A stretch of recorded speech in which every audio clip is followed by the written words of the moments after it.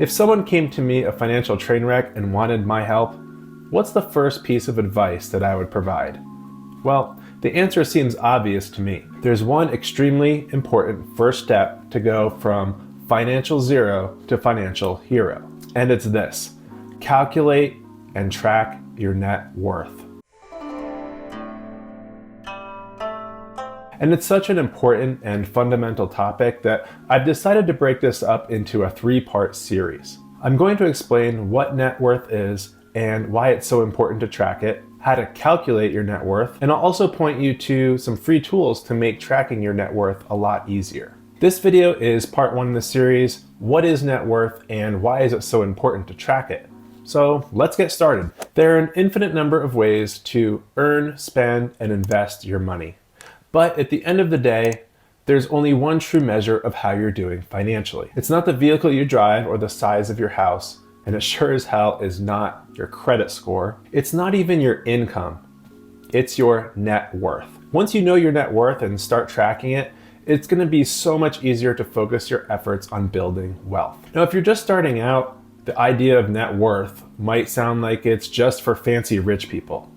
But everyone has a net worth, from Warren Buffett to a vagrant sleeping on the streets. Everyone has a net worth. Even if you don't know what yours is yet, there's a number. Maybe it's 0, or maybe you're in debt and it's negative, or hopefully it's a nice big positive number, but we all have a net worth. And it matters because net worth is truly your financial scoreboard. Now, net worth consists of 2 things: assets and liabilities. Assets are things you own that have a monetary value, such as cash, investments, a house, etc. Liabilities are things that you owe money on that are taking away from your net worth. So these would be things like credit card debt, student loan debt, car loans, mortgages, etc. Now, if you add up all your assets and subtract all your liabilities, that's it. That's your net worth. But why do we need to know this number? Why is it so important?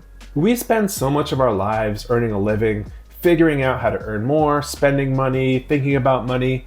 Like it or not, our lives revolve around money. We make all these moves in life. Some set us back financially, and some move us forward financially. But at the end of the day, we need something to point to that shows that we're making progress and exactly how much progress we're making. And it's not so we can show other people what our net worth is.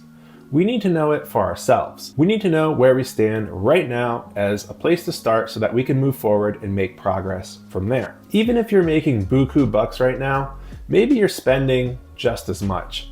If so, you might be high income and low net worth, all hat and no cattle, if you will. Or maybe you're making minimum wage right now, but you're scrimping and saving, living with roommates, and still saving a significant percentage of your smaller income. In this situation, you could be increasing your net worth faster than that big income, big spending guy over there. Whether you're starting with a positive or negative number, net worth is a solid, concrete fact. But it's also a fact that you can't really show to the world. Just like your health information is between you and your doctor, well, your net worth is between you and your financial advisor or your spouse. You can't run around with your net worth statement and hand it out like a business card, nor can you wear that number on your shirt. So we often use our possessions to suggest to the world our level of net worth or income. Status symbol items. Fancy possessions, houses, clothes, vehicles, these often just indicate a lot of debt, and those possessions don't actually prove our level of net worth. But what about comparing our net worth to others?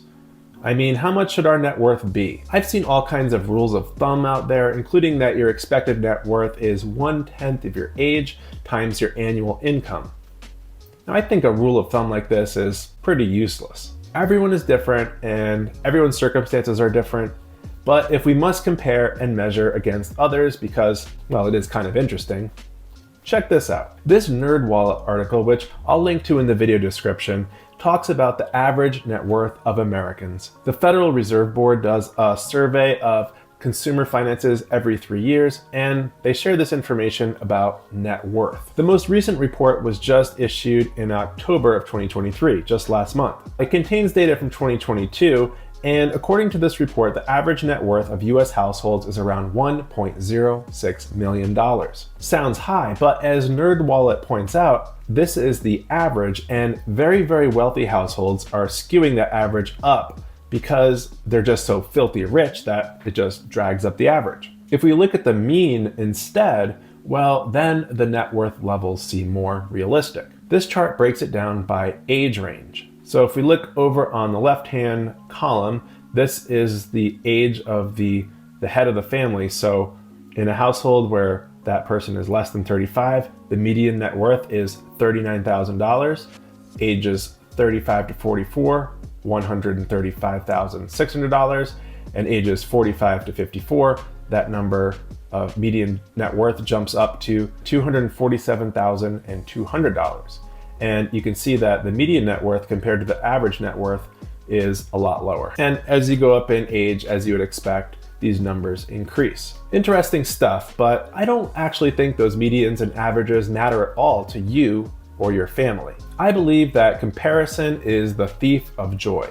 Yes, you should know your net worth, but do it for you and your family, not to make yourself feel bad or to brag or to compare to others at all. Your net worth is important to know, but it's your personal number. You may be able to fool others, but you can't fool yourself once you calculate your net worth and see that number there in black and white. We have to be honest with ourselves and know what that number is and keep track of it over time to make sure that we're moving in the right direction. Once you know your net worth, you can even set net worth related goals. Like by age X, I will have a net worth of X. I think that's healthy as long as the goal is realistic and achievable and we're not comparing ourselves to others. I think it's helpful to have a net worth goal to work toward. We need to know that the decisions that we're making over time are not lowering our net worth, but are in fact improving it. And if you're not tracking your net worth, then what are you doing? Just surviving from day to day, living paycheck to paycheck, buying lottery tickets? Are you an aimless zombie? Hell no, you're a person with a plan, a goal, a mission in life, and knowing and tracking your net worth is the first most important step, which will get you moving in the right direction financially. All right, that's part one of my series on net worth. I've explained what net worth is, and I sure hope I've made my case that knowing and tracking it is very important. Stay tuned to my channel and turn on notifications for part two, where I'll show you exactly how to calculate your net worth. I'm going to cover the simple method of tracking net worth on a sheet of paper, as well as how to track it on a spreadsheet. I'll even show you the fancy spreadsheet that I made that I've been using to track my own net worth for the past 6 years or so, and I'm going to provide it to you in that video as a free download. But before you go, if you enjoyed this video, go ahead and give it a like and subscribe to my channel for more videos on saving, investing, and early retirement. Thanks for watching.